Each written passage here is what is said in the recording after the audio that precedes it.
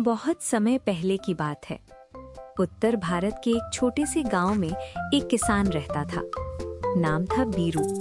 लोग उसे गन्ने वाला कहते थे, क्योंकि उसके खेतों में उगते थे सबसे रसीले और मीठे गन्ने।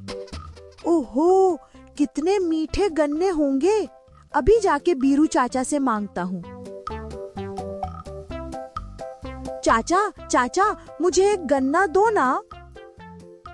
गन्ना चाहिए, पैसे दो, मुफ्त में कुछ नहीं मिलता। लेकिन बीरू के अंदर एक बड़ी कमजोरी थी। वो था उसका लालच।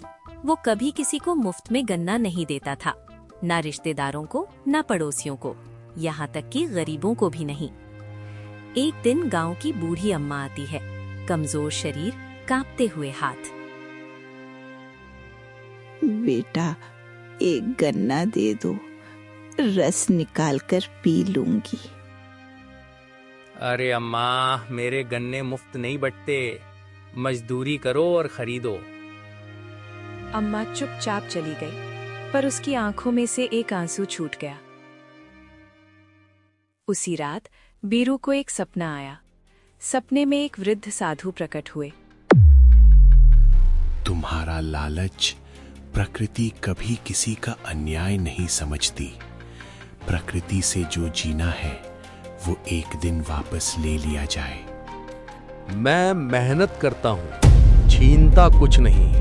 तभी उसका सपना टूट गया। लेकिन अगले ही दिन बीरू के खेत में सूखा पड़ गया, गन्ने पर कीड़े लग गए और फिर एक बाढ़ आई। पूरा खेत बर्बाद हो गया। अब बीरू के पास कुछ नहीं बचा था। भूखा, अकेला वो टूट चुका था। तभी उसे अम्मा की याद आई, वही अम्मा जिसे उसने एक गन्ना देने से मना किया था। वो कांपते पैरों से अम्मा के घर पहुंचा।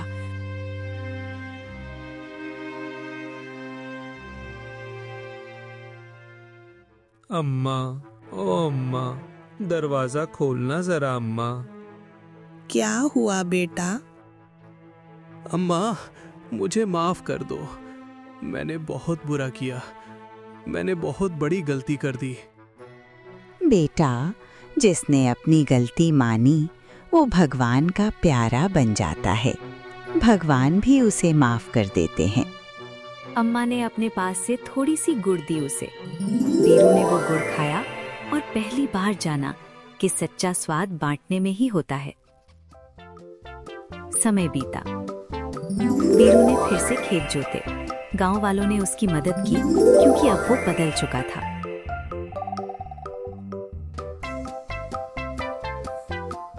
आओ बच्चों, मीठे और स्वादिष्ट गन्ने ले जाओ।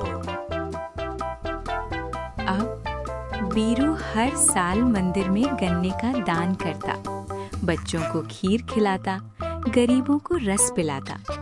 लोग अब उसे दानी गन्ने वाला कहने लगे।